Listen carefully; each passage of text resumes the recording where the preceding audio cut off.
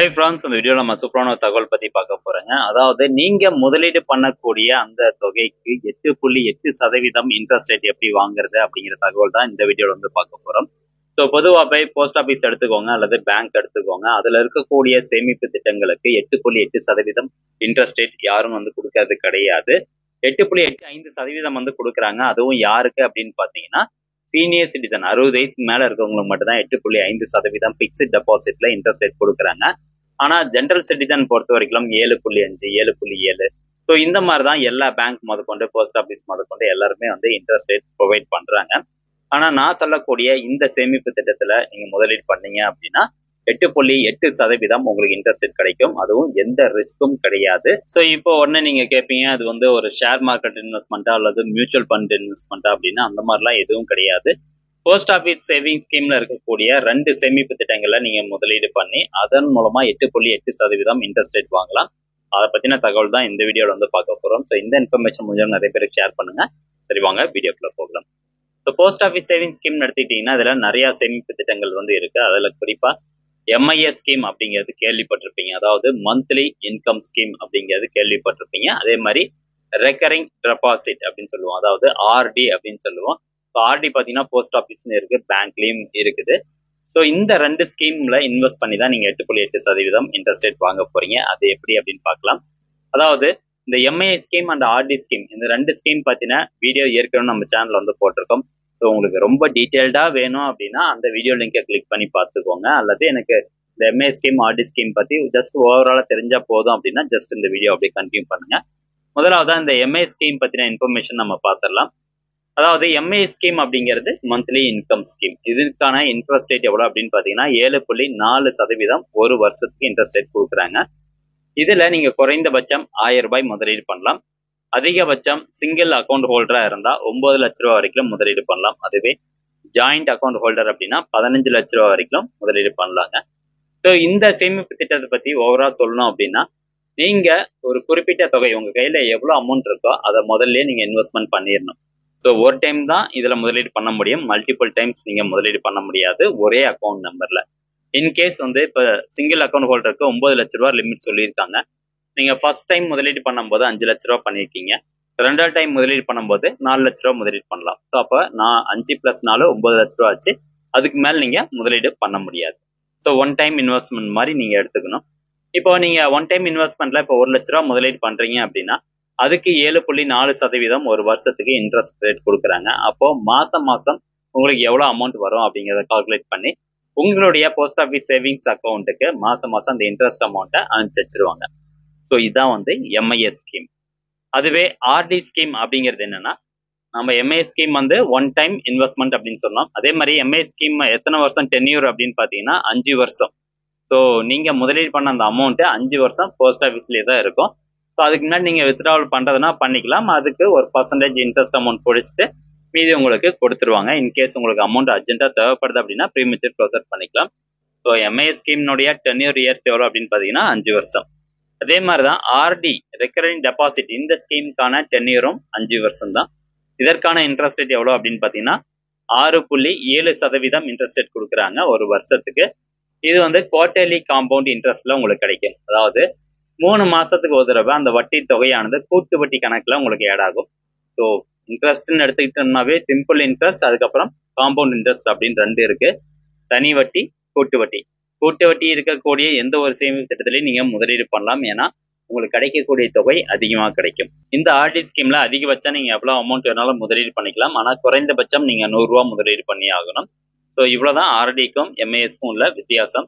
So MIS scheme அப்படின்னா time, அதாவது first இன்ஸ்டால்மெண்ட்ல நீங்க எவ்வளவு அமௌண்ட் பே பண்றீங்களோ அந்த அமௌண்ட்டுக்கு அடுத்த 5 வருஷத்துக்கு மாசம் உங்களுடைய போஸ்ட் ஆஃபீஸ் சேவிங்ஸ் அக்கௌண்ட்டுக்கு இன்ட்ரெஸ்ட் அமௌண்ட் கிரெடிட் ஆகிட்டே இருக்கும். இது MIS ஸ்கீம். RD அப்படின்னா மாசம் உங்களால எவ்வளவு முடியுதோ அந்த அமௌண்ட்டை நீங்க RD அக்கௌண்ட்ல கட்டிட்டே வரணும்.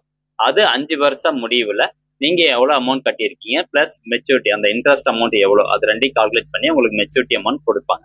ஸோ இது வந்து RD ஸ்கீம். இப்போ இந்த 2 ஸ்கீம்லயும் நீங்க பேரலா முதலீடு பண்றதுனால உங்களுக்கு 8.8% இன்ட்ரெஸ்ட் ரேட் கிடைக்கும்.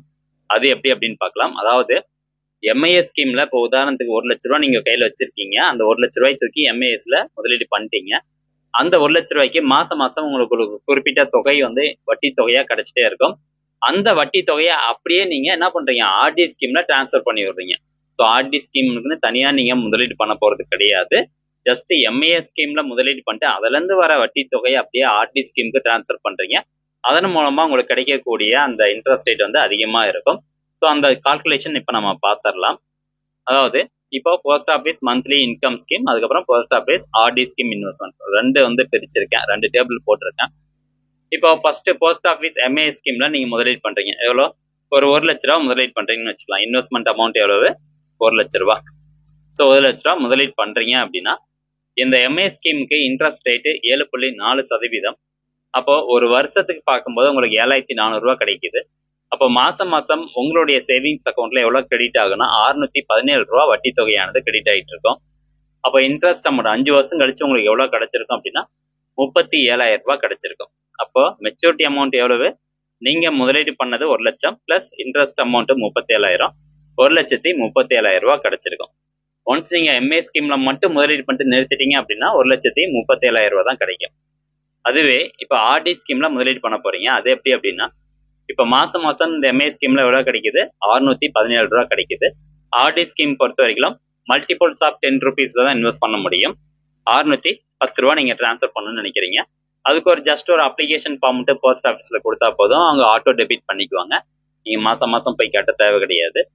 இப்போ 610 ரூபாய், அதாவது மந்த்லி இன்கம் ஸ்கீம் மூலமா கிடைக்கக்கூடிய அந்த வட்டி தொகையை அப்படியே ஆர்டிக்கு டிரான்ஸ்ஃபர் பண்றீங்க. ஸோ மாசம் மாசம் 610 ரூபாய் கட்டிட்டு வரீங்க. அப்போ ஆர்டி இன்ட்ரெஸ்ட் ரேட் எவ்வளவு? 6.7%. அப்போ டோட்டலா நீங்க 5 வருஷத்துக்கு எவ்வளவு டெபாசிட் பண்ணிருப்பீங்க அப்படின்னா 36,600 ரூபாய் டெபாசிட் பண்ணிருப்பீங்க. இது தனியா நீங்க கையில இருந்து கட்ட வேண்டியது கிடையாது. எம்ஐ ஸ்கீம்ல இருந்து வரக்கூடிய இன்ட்ரெஸ்ட் அமௌண்ட் தான் அப்படியே டிரான்ஸ்ஃபர் பண்றீங்க. அப்போ டோட்டலா இன்ட்ரெஸ்ட் அமௌண்ட் இதுக்கு எவ்வளவு கிடைச்சிருக்கும் அப்படின்னு பாத்தீங்கன்னா 6,933 ரூபாய் உங்களுக்கு கிடைச்சிருக்கும். அப்போ ஆர்டி மெச்சூரிட்டி அமௌண்ட் உங்களுக்கு எவ்வளவு கிடைக்குது? 43,533 ரூபாய் கிடைச்சிருக்குது. நீங்க எம்ஏ ஸ்கீமோட நிறுத்திருந்தீங்க அப்படின்னா 37,000 ரூபாய் தான் கிடைக்குது. ஆனா ஆர்டி ஸ்கீம்ல அந்த அமௌண்ட் போட்டிருந்தீங்க அப்படின்னா 43,533 ரூபாய் கிடைக்குது. அப்போ interest amount MIS plus RD scheme ரெண்டு சேர்த்து உங்களுக்கு எவ்வளவு கிடைக்குது அப்படின்னா 43,533 ரூபாய் உங்களுக்கு வட்டி தொகையானது கிடைச்சிருக்கு. மெச்சூரிட்டி அமௌண்ட் பொறுத்த வரைக்கும் 1,43,533 ரூபாய் கிடைச்சிருக்கும். அப்போ 5 வருஷத்துக்கு ரிட்டர்ன் ஆன் இன்வெஸ்ட்மெண்ட் எவ்வளவு அப்படின்னு பாத்தீங்கன்னா 43.5% கிடைச்சிருக்கும். அப்போ ஒரு வருஷத்துக்கு எவ்வளவு பர்சன்டேஜ்ல உங்களுக்கு கிடைச்சிருக்கும் அப்படின்னா 8.7% கிடைச்சிருக்கு. இப்போ எம்ஐ ஸ்கீம் பொறுத்த வரைக்கும் ஜாயிண்ட் அக்கௌண்ட் ஹோல்டர்னா 15 லட்சம், அதுவே சிங்கிள் அக்கௌண்ட் ஹோல்டர் அப்படின்னா 9 லட்சம் ரூபாய். அப்ப நீங்க 9 லட்ச ரூபாய் முதலீடு பண்றீங்க அப்படின்னு வச்சுக்கலாம். 9 லட்ச ரூபாய் முதலீடு பண்ணீங்கன்னா ஒரு மாசத்துக்கு எவ்வளவு கிடைக்குது? 5,550 ரூபாய். அந்த 5,550 ரூபாயை அப்படியே நீங்க ஆர்டியில இன்வெஸ்ட் பண்றீங்க. ஆர்டியில இன்வெஸ்ட் பண்ணும்போது எவ்வளவு கிடைக்குது உங்களுக்கு? மெச்சூரிட்டி அமௌண்ட் நீங்க இன்வெஸ்ட் பண்ணது 9 லட்சம், இன்ட்ரெஸ்ட் அமௌண்ட் 3,96,000 ரூபாய் கிடைச்சிருக்குது. அப்போ மொத்தமா உங்களுக்கு பர்சன்டேஜ்ல ரிட்டர்ன் ஆன் இன்வெஸ்ட்மெண்ட் கால்குலேட் பண்ணும்போது 8.8% கிடைச்சிருக்கு. அதுவே ஜாயிண்ட் அக்கௌண்ட் ஹோல்டரா இருந்தீங்கன்னா 15 லட்ச ரூபாய் வரைக்கும் எம்ஏ ஸ்கீம்ல அதிகபட்சம் முதலீடு பண்ணலாம். அப்படி பார்க்கும்போது உங்களுக்கு கிடைக்கக்கூடிய அந்த எம்ஏ ஸ்கீம்ல வட்டி தொகையானது 9,250 ரூபாய். 9,250 ரூபாய் நீங்க அப்படியே ஆர்டிக்கு டிரான்ஸ்ஃபர் பண்றீங்க. இப்போ உங்களுக்கு கிடைக்கக்கூடிய அந்த வட்டி தொகை மட்டும் பாருங்க, MI scheme plus RD scheme ரெண்டு சேர்த்து 6,60,000 ரூபாய் உங்களுக்கு வட்டி தொகை கிடைக்குது. அதுவே நீங்க எம்ஐ ஸ்கீம்ல மட்டும் போடுறீங்க அப்படின்னா 5,55,000 ரூபாய் மட்டும் தான் கிடைக்கும். ஸோ 1,05,000 ரூபாய் உங்களுக்கு எக்ஸ்ட்ராவா கிடைக்குது.